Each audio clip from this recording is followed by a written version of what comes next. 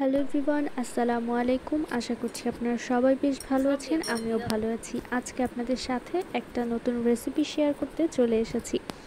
আশা করছি রেসিপিটা আপনাদের সবার কাছে বেশ ভালো লাগবে। আমার আজকের রেসিপি বিফ স্টেক। এই স্টিকটা কিভাবে তৈরি করতে হয় একেবারে শর্টকাট নিয়মে এবং অল্প কিছু উপকরণ দিয়ে আজকে তৈরি করে দেখাবো। কোরবানির গরুর মাংস দিয়ে অনেক সময় দেখা যায় ছোট ছোট পিস করে ফেলে, সেই ছোট পিস দিয়ে আমি আজকে এই স্টিকগুলো তৈরি করছি। কারণ আমার হাতের কাছে গরুর মাংসের বড় পিসগুলো ছিল না, যার কারণে আমি ছোট পিস দিয়ে আজকে স্টিকগুলো তৈরি করে আপনাদের সাথে শেয়ার করব। কথা না বাড়িয়ে চলে যাব মূল রেসিপির দিকে। তার আগে বলতে চাইবো, যারা আমার চ্যানেলে নতুন প্লিজ চ্যানেলটি সাবস্ক্রাইব এবং ফলো করতে ভুলবেন না, আর ফ্রেন্ডস আর ফ্যামিলির সাথে শেয়ার করবেন। চলে যাচ্ছি মূল ভিডিওতে। প্রথমে আমি একটা প্লেটে একটা টিস্যু বিছিয়ে নিচ্ছি। আপনাদের কাছে টিস্যু অ্যাভেলেবেল না থাকলে রুমাল কিংবা ভালো কাপড় দিয়েও কিন্তু এই মাংসগুলোকে মুছে নিতে পারেন। মাংসগুলোকে আগে থেকে ভালো করে ধুয়ে নিতে হবে, যাতে করে রক্ত কিংবা গন্ধ না থাকে। মাংস ভালো করে ধোয়ার পর মাংসের গায়ে যেন এক্সট্রা পানি না থাকে সেদিকে খেয়াল রাখতে হবে, যার জন্য আমি এখানে টিস্যু দিয়ে মাংসগুলোকে ভালো করে মুছে নিচ্ছি। যতটা সম্ভব ভালো করে মুছে নিতে হবে, যাতে করে মাংসের গায়ে কোনো পানি না থাকে। মাংসগুলো মোছা হয়ে গেলে একটা মিক্সচার তৈরি করে নিচ্ছি, যেটার মধ্যে আমি এইটা মিক্স করে সারা রাত রেখে দিব। তার জন্য 3 টেবিল চামচ লেবুর রস, 3 টেবিল চামচ সয়া সস, রেগুলার রান্নার তেল দিয়ে দিলাম 3 টেবিল চামচ, দিয়ে দিচ্ছি রসুন বাটা 1 টেবিল চামচ পরিমাণ, আর দিয়ে দিচ্ছি গোলমরিচ গুঁড়া 1.5 টেবিল চামচ পরিমাণ। আপনারা গোলমরিচের বদলে এখানে শুকনা মরিচের গুঁড়াটাও ব্যবহার করতে পারেন। আমি পরে সামান্য একটু শুকনা মরিচের গুঁড়া দিয়েছিলাম, যে ভিডিওটা স্কিপ হয়ে গিয়েছে। শুকনা মরিচের গুঁড়া দিলে কালারটা একটু লালচে আসে, দেখতে ভালো লাগে। এবার এটাকে সাইডে একটু রেখে দিচ্ছি, ততক্ষণে মাংসটাকে একটু থেতো করে নিতে হবে। আমার কাছে কিচেন হ্যামারটা ছিল না, যার কারণে আমি এই হাতুড়িটা ব্যবহার করে এটাকে একটু ছেঁচে নিচ্ছি। আপনাদের কাছে যদি এই হাতুড়িটাও না থাকে, সেই ক্ষেত্রে কাঁটা চামচ দিয়ে একটু কেচিয়ে নিলেও কিন্তু হয়ে যাবে। জাস্ট অল্প করে একটু এটাকে বাড়ি দিয়ে একটু থেতলে নিচ্ছি। প্রত্যেকটা মাংসের পিস এভাবে একটু থেতো করে নিতে হবে, যাতে করে মশলাটা ভেতরে ভালো করে ঢুকে যায় আর মাংসটাও যেন একটু সফট হয়। আর দেখতে পাচ্ছেন আমার প্রত্যেকটা মাংসের গায়ে কিন্তু অনেকটা চর্বি আছে, যে সাদা দাগগুলো দেখতে পাচ্ছেন। এরকম একটু চর্বি সহ মাংস নিলে কিন্তু স্টিকগুলো খেতে বেশ ভালো লাগে। প্রত্যেকটা মাংসের পিস আমার থেতো করে নেওয়া হয়ে গিয়েছে।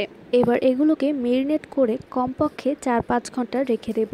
আর আপনাদের হাতে যদি সময় কম থাকে, সেই ক্ষেত্রে মিনিমাম হলো 1 ঘন্টার মতো মেরিনেট করে রাখার চেষ্টা করবেন। তাহলে মশলাগুলো ভেতরে ভালো করে ঢুকলে টেস্টটা ভালো লাগবে ভাজার পর খেলে।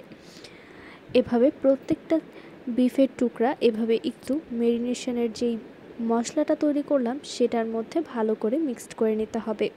মিক্সড করার পর আমি এটাকে সারা রাত ফ্রিজে রেখে দিয়েছিলাম। আপনাদের হাতে যদি এতটা সময় না থাকে, কমপক্ষে 1 ঘন্টা রেখে দিবেন, না হলে কিন্তু মশলাটা ভেতরে ঢুকবে না, খেতেও ভালো লাগবে না। রেখে দিচ্ছি সারা রাত এটা ফ্রিজে রাখার পর আমি একটা ফ্রাই প্যানে এটাকে ভেজে নেব। আমি এটাকে একটা পুরনো ফ্রাই প্যানে ভেজে নিচ্ছি। আপনাদের সাথে একটা মজার বিষয় শেয়ার করি, এখানে ফ্রাই প্যানটার বয়স আমার থেকেও বেশি।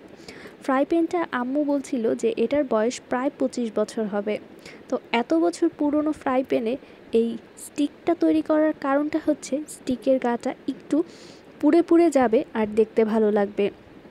প্রত্যেকটা স্টিক এবার আমি দিয়ে দিচ্ছি তেলের মধ্যে। এই পর্যায়ে কিন্তু তেলটা একেবারে মিডিয়াম রাখতে হবে, বেশি কম তেল কিংবা বেশি তেল দেয়া যাবে না। যদি বেশি তেল দেন, সেক্ষেত্রে কিন্তু জিনিসটা পোড়া পোড়া হবে না। আমি প্রত্যেকটা স্টিক দিয়ে দিয়েছি। এবার প্রত্যেক পাশ ঘড়ি ধরে 3 মিনিট করে 6 মিনিট ভেজে নিব।